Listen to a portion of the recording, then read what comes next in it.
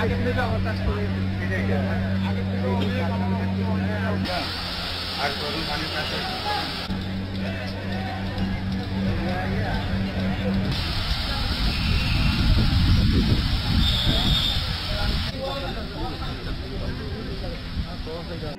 কুমিল্লা ইপিজেডে সুতার কারখানায় ভয়াবহ আগুন।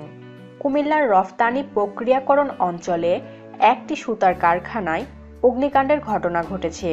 সোমবার রাত 9:30টার দিকে ওই আগুনের সূত্রপাত হয়ে পুরো কারখানায় ছড়িয়ে পড়ে। ফায়ার সার্ভিসের 10টি ইউনিট আগুন নিয়ন্ত্রণে কাজ শুরু করে।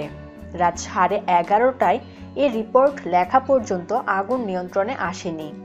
দীর্ঘ 8 ঘন্টা চেষ্টার পর আজ ভোর 5টার দিকে আগুন নিয়ন্ত্রণে এসেছে। কুমিল্লা ইপিজেড ফায়ার সার্ভিসের senior station officer Faruk Ahmed জানান, আগুন লাগার খবর শুনে প্রথমে ঘটনাস্থলে ছুটে যায় ইপিজেড ফায়ার সার্ভিসের 3টি ইউনিট।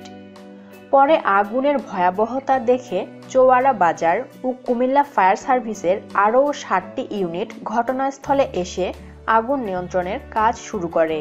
পরবর্তীতে আরও একটি ইউনিট যোগ দেয় আগুন নিয়ন্ত্রণের কাজে। মোট 11টি ইউনিটের চেষ্টার পরে আজ ভোর 5টার দিকে আগুন নিয়ন্ত্রণে আসে। তবে আগুনের সূত্রপাত সম্পর্কে এখনও কিছু জানতে পারেনি ফায়ার সার্ভিস।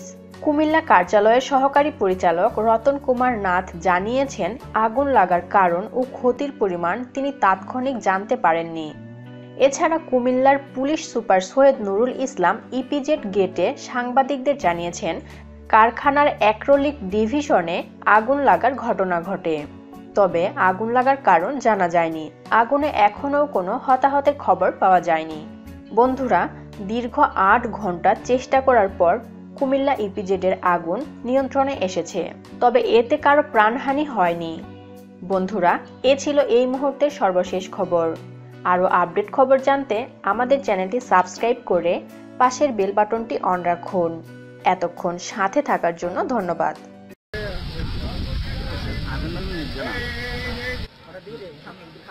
সাংবাদিক আপনারা